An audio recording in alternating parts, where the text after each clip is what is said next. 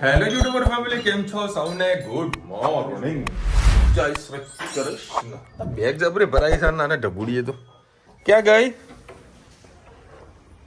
અચ્છા, સવા રમવાનું ચાલુ કરી દીધું તે. પેલું પાણી ભરાયું છે ફુગ્ગા વાળું. અમાય ગુડ મોર્નિંગ તો કે, અમાય ગુડ મોર્નિંગ તો કે. હા, ચપ્પલ તો પહેર બેટા.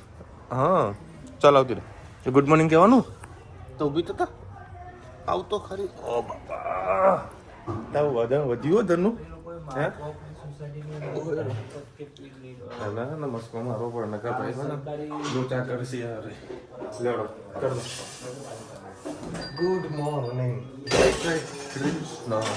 અને કુમુદબેન મહેવાણા આવ્યા છે તો કુમુદબેન મોસ્ટ વેલકમ આપણા ઘરે આવો. જમવા બમવાનો પ્રોગ્રામ ગોઠવો. બાકી કઢી કારેલાની કઢી ખાવા અમુલભાઈ આવી જ રહ્યા. આજે એમની સાથે વાત કરવી છે. એટલે મેસેજ છોડી દો એટલે અહીંયા શું છે. થોડુંક લેટ થઈ ગયું છે, ફટાફટ પહોંચીએ અમદાવાદ. અરે પણ તેડું નહીં, મને બૂટ તો પહેરવા દે બેટા. ચાવી તો લેવા દે. હા લાવ્યું ચાલે. રમવાનું ચાલુ. એકડો બોલજે, એકડો બોલતો બોલ ને, એકડો બોલ ને. કેમ આવડતું જ નથી તને? આવડતું જ નથી. બોલ ને, એકડ એક બોલ. જય શ્રી કૃષ્ણ સૌને. મારા સવારના રસોડામાં આપનું સ્વાગત છે. થોડી તુવર પડી હતી, એના અંદર થોડા વટાણા મિક્સ કરી દીધા. અત્યારે બનાવી દઈશું તુવર અને વટાણાની સબ્જી.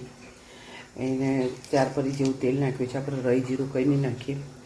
અને અમે નાખ્યું છે ટામેટાં, લીલું લસણ, સૂકી ડુંગળી અને લીલા મરચાં.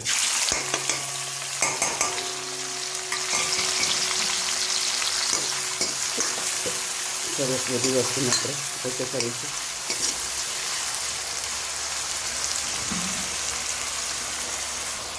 સાથે સાથે મસાલા પણ કરી દઈશું. 2 લીલા મરચાં નાખ્યા છે, 1-2 ચમચી જેટલું આપણે લાલ મરચું, ગરમ મસાલો, હળદર,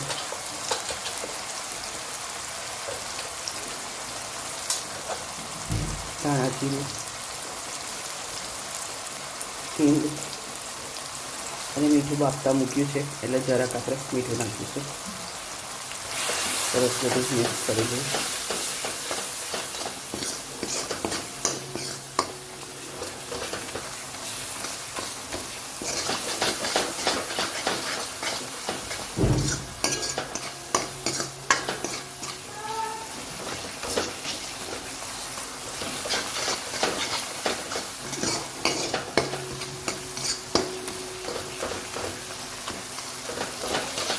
વધુ પડતા કઠોળ લાવવા દઈશું તો એમાં જીવાત પડી જતી હોય છે.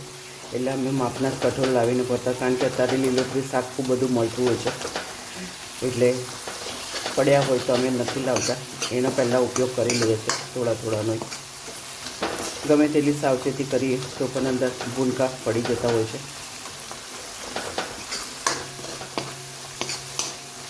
સરસ મસાલો આપણો શેકાઈ ગયો છે.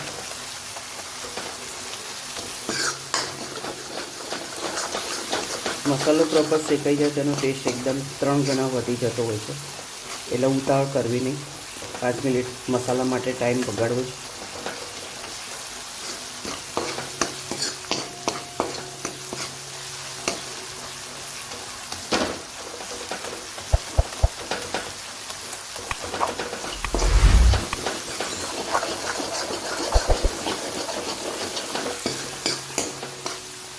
સરસ શેકાઈ ગયો છે.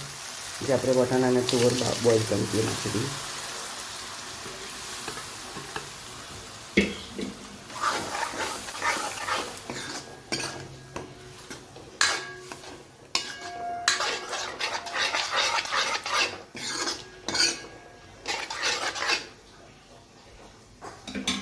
થોડું પાણી નાખીએ, થોડા અંદર ધાણા નાખી દઈએ અને થોડુંક પાતળું કરીએ. કારણ કે વિશાલને બપોરે ટિફિનમાં જમવાનું છે એટલે આટલું ઘટ હશે તો એકદમ જાડું થઈ જશે. અંદર થોડું લીંબુ અને ગરમ મસાલો નાખીએ. એના અંદર અડધો લીંબુનો રસ નાખીશું અને એવરેસ્ટનો સોલે ચણા મસાલો નાખીશું. ખૂબ જ ટેસ્ટી લાગે છે.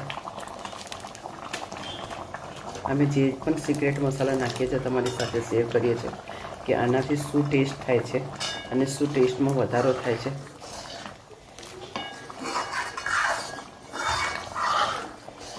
જોઈ શકો છો એટલું ટેસ્ટી અને મસ્ત સુગંધીવાળું આપણું વટાણા અને તુવરની સબ્જી તૈયાર થઈ ગઈ છે. ખાવામાં ખૂબ મજા આવે છે. ચોક્કસથી આ રીતે તમે પણ બનાવજો અને કોમેન્ટમાં ચોક્કસથી કહેજો.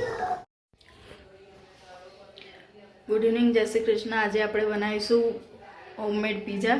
બધાને શરદી થઈ ગઈ, બિન સિઝન અત્યારે હવે શિયાળો જવાની તૈયારી છે, તો બધા બાળકોને નાનાને મોટાને બધાને શરદી થઈ ગઈ, ખૂબ જ સાચવવું જોઈએ. આજે સાંજે 6 વાગે હેતભાઈ ટ્યુશનેથી આવે પછી એને ભૂખ લાગતી હોય એટલે બાળકોને આવું નાનું મોટું કંઈ બનાવીને આપો તો ખાતા હોય છે. અને બટાકા પૌવા પણ બનાવવાના છે. આ કોબીજ થોડી છીણી લીધી, આ કેપ્સિકમ, ટામેટાં, ઓરેગાનો, પીઝાના રોટલા, ચીઝની સ્લાઇસ અને બટર. આપણે આમાં નાખીશું બટર આવ્યું છે એટલે અમે યુઝ કરીએ. તમે ના હોય તો થોડું તેલ પણ નાખી શકો છો. હવે આપણે એમ એડ કરીશું કોબીજ.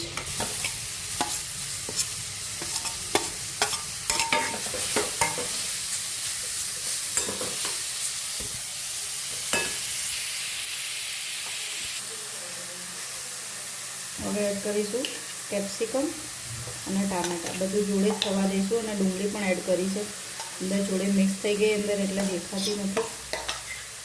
થોડા ટામેટાં વધારે લાગે તો નહીં નાખવાના, બાળકોને ના ભાવતા. કેપ્સિકમ પણ ના ભાવતું હોય તો નહીં એડ કરવાનું.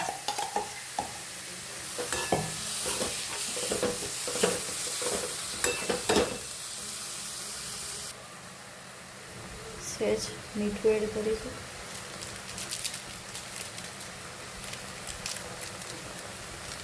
ઓરેગાનો નાખીશું.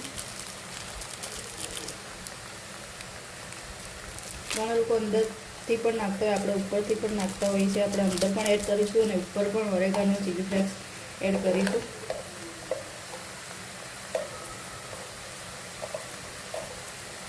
ચીલી ફ્લેક્સ ના હોય તો સહેજ ચપટી મરચું નાખી શકું છું.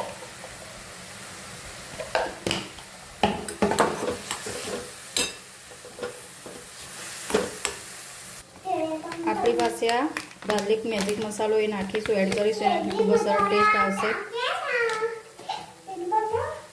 હવે થોડો કેચઅપ નાખીશું.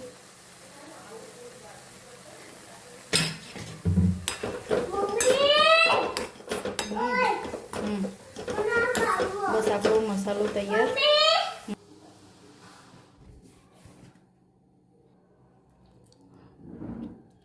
હવે આપણે સહેજ તંદૂરી કેચઅપ, સહેજ ટોમેટો કેચઅપ અને જે બનાવ્યો તો મસાલો એડ કરીશું.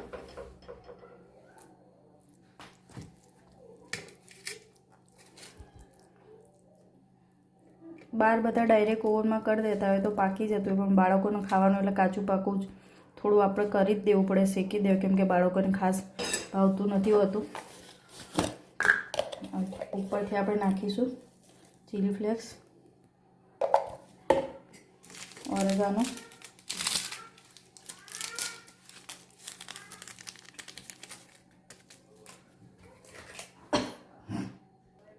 આપણી પાસે ચીઝની સ્લાઇસ પડી છે એ એડ કરીશું.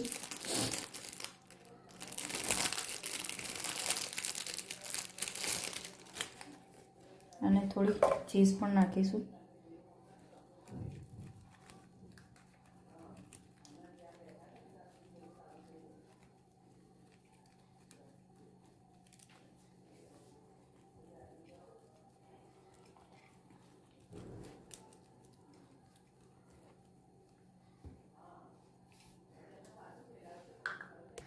જો તમારી પાસે ઓવન જેવું કંઈ ના હોય તો આ રીતે મોટું એ લઈ લેવાનું, નીચે સ્ટેન્ડ મૂકી દેવાનું ને ઉપર આ ડીશ મૂકી દેવાનું, પછી આ રાખી દેવાનું. ચલો બતાવું તમને કેવા પીઝા બને. જો આપણા સરસ પીઝા થઈ ગયા છે. તો બાળકોને આપણે આપીએ અને સર્વ કરીએ. મારા પીઝા તમને કેવા લાગે કમેન્ટમાં કહેજો. આવજો. જય શ્રી કૃષ્ણ. જય શ્રી કૃષ્ણ સૌને. મારા સાંજના રસોડામાં આપનું સ્વાગત છે. આજે બનાવીશું આપણે બટાકા પૌવા, લીલા મરચાં, સિંગદાણા, કઢી પત્તા.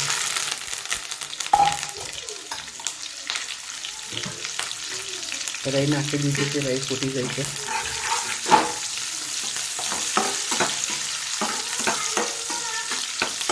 એક મરચાં શેકાઈ જાય એટલે આપણે કરીએ મસાલો. હિંગ, હળદર, સ્વાદ અનુસાર મીઠું, અડધો લીંબુનો રસ,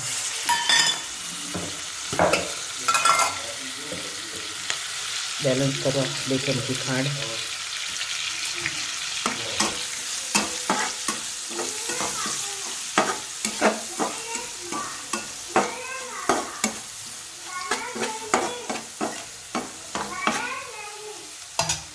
થોડાક આપણે બટાકા નાખીશું.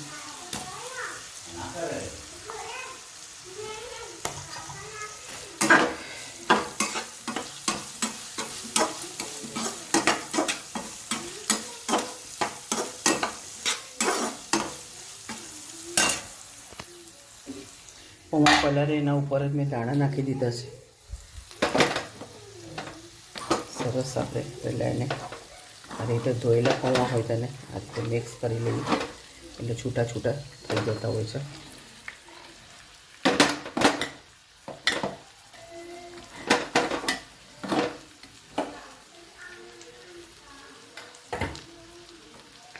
સરસ બધું હલાવી લઈએ.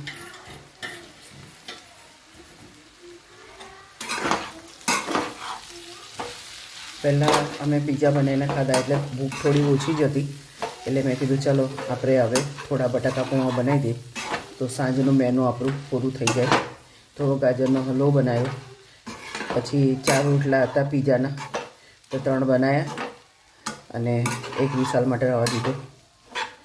એ મોડા આવે એટલે એને પણ થોડું ઘણું કંઈક ઘરનું મળે, કારણ કે બહાર ખાસ કરીને નાસ્તા પાણી કરતો નહીં. સરસ આપણા બટાકા પૌવા વઘારાઈ ગયા છે. આના અંદર તમે વટાણા અત્યારે લીલા મળી રહ્યા છે તેની તરી બનાવીને નાખીને ખાવ તો પણ ખૂબ જ મજા આવે છે. પૌવા ઉસળ જેવું લાગે.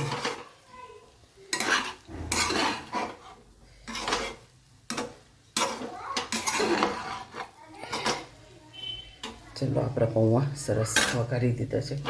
કોમેન્ટમાં ચોક્કસથી કહેજો અમારા પૌવા કેવા લાગે. બટાકાની સબ્જી ને એક બાજુ પિઝાનું પિઝા બનાવશું. ભાઈ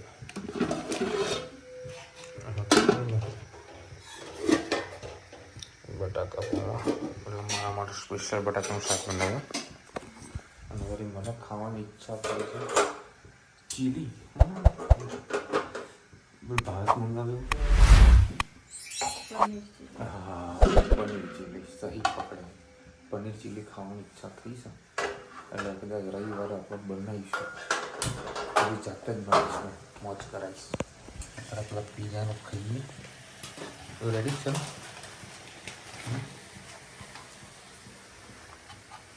મસ્ત રેડી થયું છે. અને આજે ખાસું લેટ થઈ ગયું. હું 11 વાગી ગયો ન કરતું. ચલો ભાઈ, મસ્ત જમવાનું જમી લીધું. પીઝા વળી ચકાચક બન્યા હતા, બિસ્કિટવાળા પીઝા. ખરેખર મને પર્સનલી આ પીઝા બહુ ભાવે છે. તને ભાવે જલ્દી? હા, મસ્ત પીઝા રે ભાવે બિસ્કિટવાળા. અને હું અત્યારે એક શો જોતો હતો, શાર્ક ટેન્ક. બધા કદાચ જોતા જ હશો.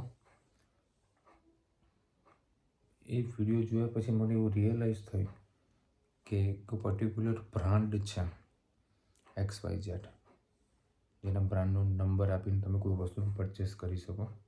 ફોર એક્ઝામ્પલ મોબાઈલ છે, ટીવી છે, ફ્રીજ છે, ગમે તે વસ્તુ છે.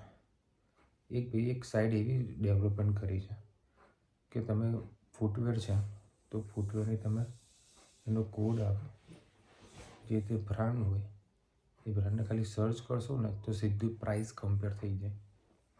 ફોર એક્ઝામ્પલ કે રિટેલ કાઉન્ટરમાં એ શૂઝ 2500 કે 3000નું મળતું હોય, એ જ વસ્તુ ઓનલાઈનમાં તમને 1000 મળી જાય, 1200 મળી જાય. એટલે આટલો મોટો પ્રાઇસનો ગેપ છે. રિટેલરોને દુકાનના ભાડા છે, માણસોનો પગાર છે, GST, એકાઉન્ટન્સી, માર્કેટિંગ, ઘણા બધા કોસ્ટ લાગતા હોય છે. પરંતુ ઓનલાઈનવાળાને બધું માપનું લાગે છે અને ઓછા ભાવની અંદર મોટા વેપારો કરે છે. એટલે આવનારા સમયમાં રિટેલ કાઉન્ટરનું પણ ખૂબ જ મોટું નુકસાન આવશે એવું મને દેખાઈ રહ્યું છે. જોકે ગાર્મેન્ટમાં થોડી ઇફેક્ટ પડવાની ચાલુ થઈ જાય છે, પરંતુ મહત્વાંશે બહુ ઓછી પડશે, તો હાલ પડવાની ચાલુ થઈ છે. આઈ હોપ કે બધા આને એક્સેપ્ટ કરે અને પોતાના ધંધાને આગળ વધારે. બાકી પ્યોર કોમ્પિટિશન અને હજુ કોર્પોરેટ ઘણા બધા મોટા કોર્પોરેટો આવી રહ્યા છે માર્કેટમાં, જે નાના પ્લેયરને ખાઈ જશે. ફોર એક્ઝામ્પલ અત્યારે સૌથી સારામાં જો ઉદાહરણ તમને મળતું હોય ને તો એ જુડિયો છે. ગાર્મેન્ટની અંદર જુડિયો બરાબર બહુ સસ્તું આપી રહ્યું છે, સારી એવી ક્વોલિટી પણ આપી રહી છે. એનાથી બધા કસ્ટમર ત્યાં આગળ ડાયવર્ટ થઈ રહ્યા છે અને લોકો ઓછા નફે વેપાર કરી રહ્યા છે અને પોતે પ્રોફિટ કશું કમાતા નથી અને લોસમાં આવે છે. દરેકના ધંધામાં આવી પોઝિશન છે. સમય સંજોગોને ધ્યાનમાં લઈને આગળ વધજો. ચલો મળીશું નવા વિડીયો સાથે, નવા મોજ મસ્તીની સાથે. ત્યાં સુધી અમને આપણો જાત જય હિન્દ, ભારત માતા કી જય. અને વિડીયો ગમે તો ફટાફટ લાઈક કરો, સબસ્ક્રાઈબ કરો. રાધે રાધે.